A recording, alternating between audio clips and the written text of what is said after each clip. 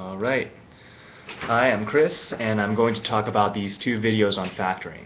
Okay, so the first one is called SAT Math Bootcamp, presented by Robert Shomes of Reason Prep. So go ahead and watch that video right now. Pause this video and you can go watch that video. Alright, finished? Okay, so in the video, Rob goes through the process for finding all the factors of an integer. And according to Rob, all you have to do is start with 1, and then you go up to 2 and see if that goes evenly into your number, then up to 3, then 4, testing each integer in order, until you get up to half of your number, at which point you can finish off your list with the number itself. Okay, so you just test out every number from 1 to half of your number, and then you found all the factors. Pretty simple, right? It seems like a nice, easy, systematic way of finding all the factors of a number. Except, no, this is absolutely not the way you should teach students to factor an integer. Why? 3 reasons. 1, it's more inefficient. 2, it leaves more room for error. And most importantly, 3, it doesn't give the student a deeper understanding of factors and how they work. Okay?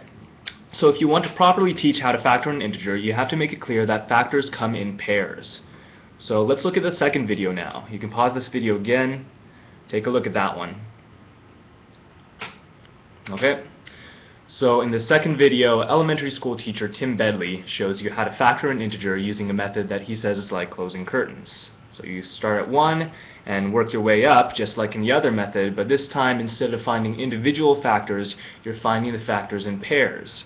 Alright, so you work your way up from 1, but for every factor you find, you also write down the larger factor that is paired with it, and your factors get closer and closer together until they meet in the middle, and that's when you know you're done. Okay. Like I said, this curtain method is better than Rob's method for 3 reasons. Okay, so reason number 1, the method is more efficient. So notice that by using this method, you only have to go up to the square root of the number you're factoring, because at that point, all of the factors will be factors you've already found.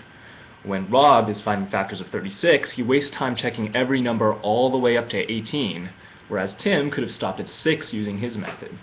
So it's a good example of how important it is for tutors not to forget that most students can't do mental math as quickly as they can. So for Rob, he's a PhD student, he can make mental calculations so quickly that he really doesn't lose any time on it. So you can see like how quickly he goes through the mental calculations, checking 13, 14, 15, 16, 17, seeing if all those go into 36. But for the average student, the time spent thinking about whether 16 goes into 36 evenly is going to be significant, and it's completely unnecessary. And honestly, even Rob has to spend a small amount of time checking those numbers, so even he could be more efficient. Okay? Now, reason number 2. Tim's method leaves less room for error than Rob's. So again, this is where Rob forgets that he is very good at mental math, so he's not likely to make a mistake when testing out all the various factors. With an average student, though, you can't be so sure. A student might accidentally list 16 as a factor of 36, or neglect to include 12 if he's going too quickly. Tim's method, on the other hand, it's like a buddy system. If you stick with your buddy, you're not going to get lost. So if you find factors in pairs, then you're not going to forget about the bigger factors because they're already paired with the smaller ones you already found. And then, most importantly, reason number 3, Tim's method allows a deeper understanding of how factors work. So factoring numbers using the curtain method doesn't just help a student learn how to factor an integer. It also helps the student understand how factors come in pairs, which is an essential concept when it comes to factoring that can actually lead to other insights. So one of the comments on the video, on the second video, tells Tim, "Your video gave the crux move I needed to prove that all perfect squares have an odd number of factors." Obviously because all the factors will come in pairs except for the square root, which gives 1 additional one. So that's an insight that wouldn't be possible using Rob's method because Rob doesn't show that those factors are supposed to come in pairs. So there you have it.